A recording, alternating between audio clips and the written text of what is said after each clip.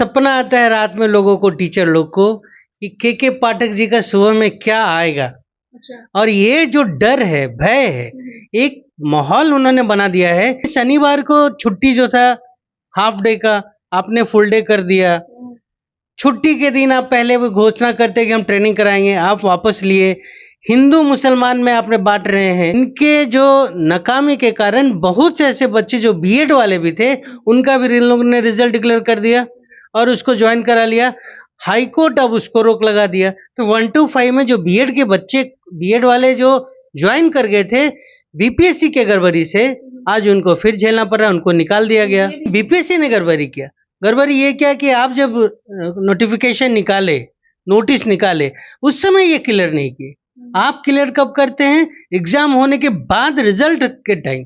Court में जाएगा, बर्बाद होगा। बिहार सरकार यही चाहती है, वो घोषणा करेंगे कि हमने इतना दिया। के पाठक किनके हैं सचिव?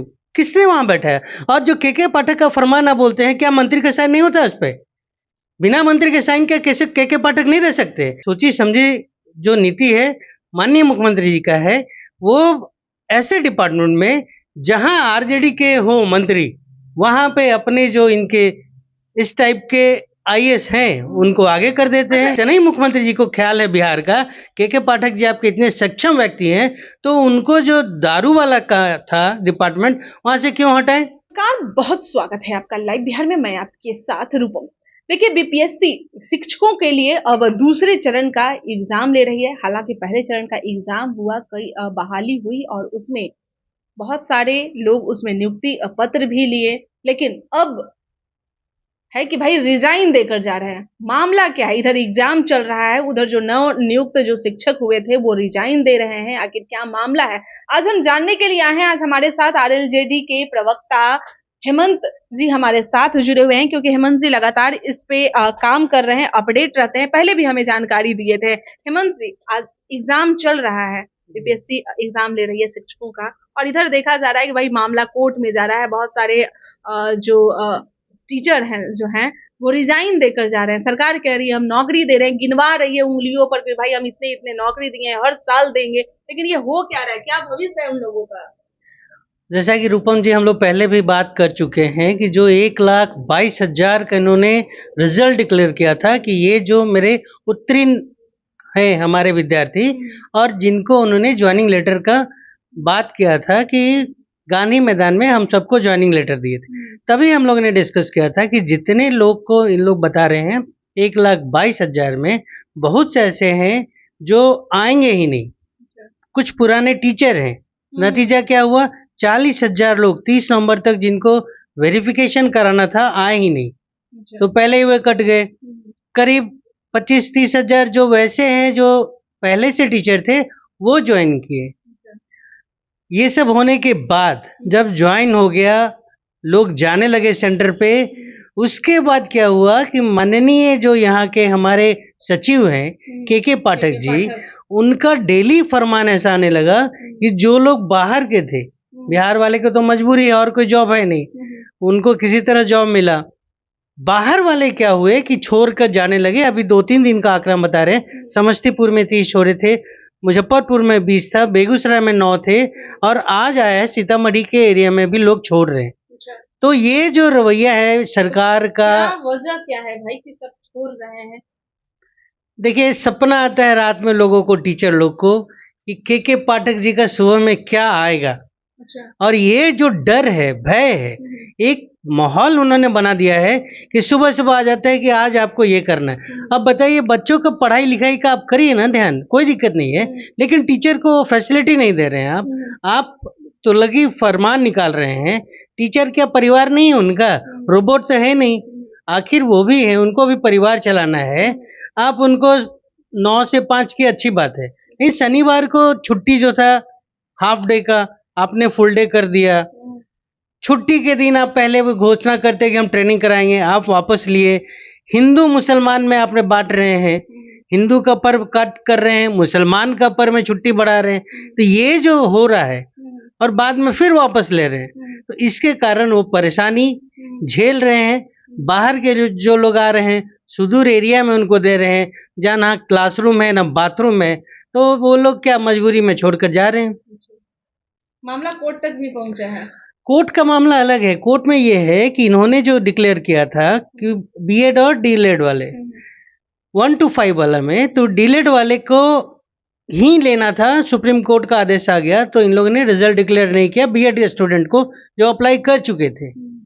बाद में ये क्या हुआ, इनके गलती से, इनके कारण, इनके जो नाकामी के कारण बहुत से ऐसे बच्चे जो बीएड वाले भी थे उनका भी इन लोगों ने रिजल्ट डिक्लेयर कर दिया और उसको ज्वाइन करा लिया।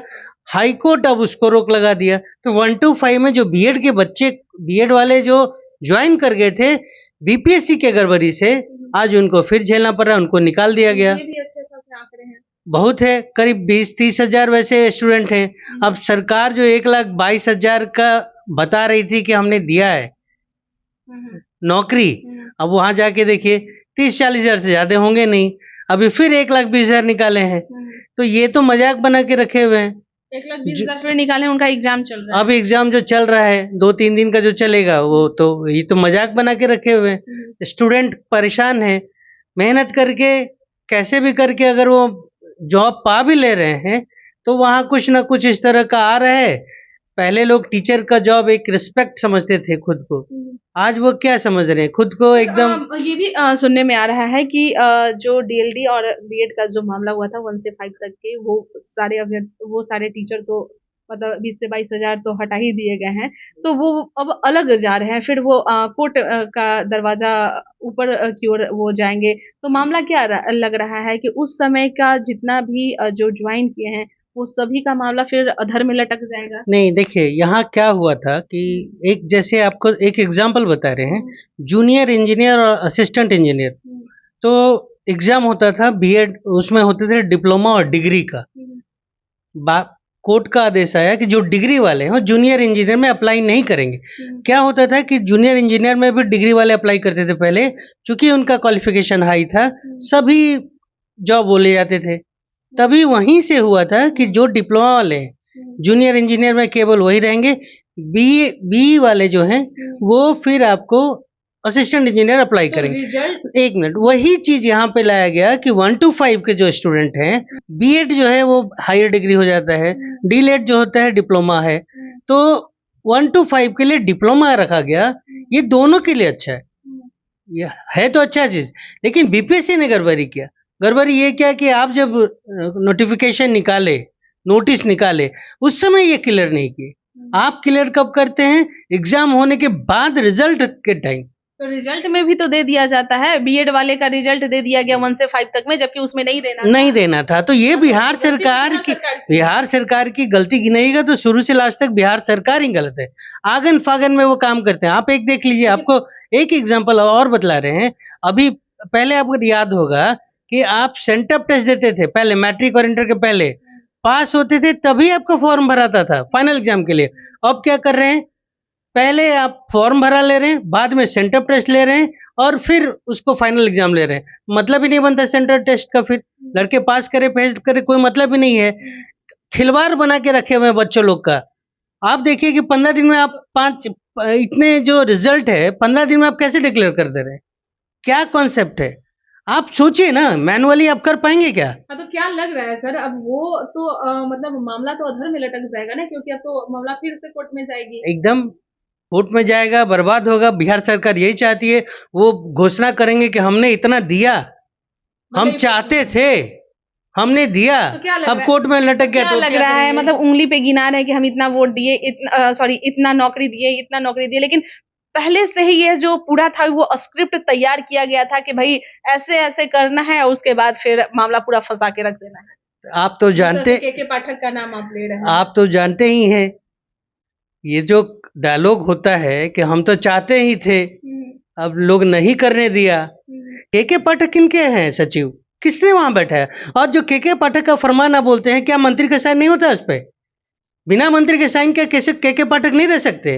किसी भी डिपार्टमेंट का जो प्रमुख होता है, हेड होता है, वो मंत्रालय होता है, और मंत्री कोई भी है, माननीय मुख्यमंत्री जी के आदेश के बिना वो कर सकते हैं क्या? मंत्री भी हाथ पे हाथ रख दिए भाई कि जो है के पाठक ही है। ये तो मुकाबला हो ही गया था, ये कोई शिक्षा मंत्री तो अब कुछ नहीं, ये एकदम सोची समझी जो नीति है माननीय मुख्यमंत्री जी का है।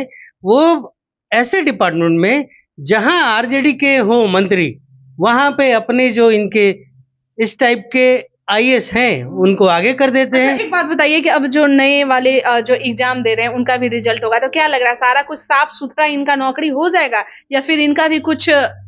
देखिए नौकरी का नियत ठीक नहीं है ना सरकार का। अच्छा। आप तो पहले इसमें वेटिंग लगाते नहीं है।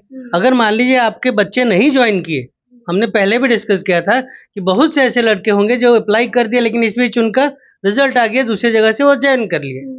वैसे लोगों के लिए आप पीछे से कम उसका ये तो निकालिए, वेटिंग लड़के तो निकालिए ताकि अपने आप आगे बढ़ते जाए। तो मनसा आपका सही नहीं है, मनसा सही होना चाहिए।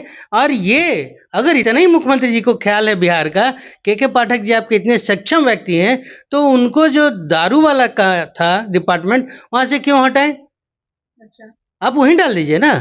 वहाँ अच्छा से काम नहीं कर पाए? वहां अच्छा काम कर रहे थे लेकिन फंस रहे थे इन्हीं लोग के आदमी, अच्छा, तो वहां से हटा दिया। आज के पाठक जी कर रहे हैं, हम पहले ही बता चुके, इनका जो किताबी ज्ञान बहुत है, प्रैक्टिकली इनका अप्रोच कम है। और यही वजह है वो सोच नहीं पाते हैं। स्कूल में जहाँ बैठने की जगह नहीं है, लड़कियों के लिए बाथरूम की व्यवस्था नहीं है, वहाँ आप कहते हैं कि सुबह से आके 5 बजे तक रुको। 5 बजे तक रुकने से आपका अगर समस्या हल हो जाता है तो हम लोग हट जाते। बिल्डिंग नहीं है, कुर्सी नहीं है, बाथरूम नहीं है, पानी नहीं है, तो ये सब समस्या है और सरकार का नियत ठीक नहीं है। चलिए, बहुत बहुत धन्यवाद। तो हेमंत जी हमारे साथ जुड़े हुए थे जो कि आरएलजेडी के प्रवक्ता हैं और इन्होंने साफ तौर पे कहा है कि भाई के पाठक और मुख्यमंत्री का मिला भगत है, यानी कि मिली भगत है। मुख्यमंत्री जो है हमारे वो पहले से ही स्क्रिप्ट तैयार कर दिए थे और स्क्रिप्ट तैयार करने की वजह से भाई के पाठक वही काम कर रहे हैं जो मुख्यमंत्री करवा रहे हैं। जो सारा कुछ जो काम है वो इशारे से हो रहा है, मुख्यमंत्री के इशारे से हो रहा है और प्रैक्टिकली ज्ञान उनके पास कुछ भी नहीं है। बस किताबी कीड़ा है, किताब में जो पढ़ते हैं वही करते हैं। जाहिर सी बात है अगर प्रैक्टिकल किसी को यह ज्ञान नहीं होगा तो वो कैसे कर पाएगा? यह बिहार है, बिहार में बिल्डिंग नहीं है, बाथरूम नहीं है और आप सुबह से लेकर शाम तक अगर बच्चों को वहां पर रहने के लिए कह रहे हैं तो सारी व्यवस्थाएं करके दीजिए। और यही वजह है उनका जो नया हर दिन एक नया फरमान जारी होता है। एक नौकरी पाने के लिए एक फॉर्म अगर भरा जाता है तो भाई ज्वाइनिंग तक उसमें ना जाने कितने बदलाव कर दिए जाते हैं। आप देख ही रहे हैं पीछे का जितना भी रिपोर्ट आप देख सकते हैं लाइव बिहार के चैनल पे। चलिए आज जो एग्जाम देने के लिए पहुंचे हैं सेंटर पे उन लोगों से भी हम बात करने की कोशिश करते हैं कि क्या वो बिहार में अपना भविष्य देख रहे हैं या नहीं देख रहे हैं। बने रहे लाइव बिहार के साथ। धन्यवाद। लाइव बिहार यूट्यूब पर सब्सक्राइब और फेसबुक पर लाइक जरूर करें।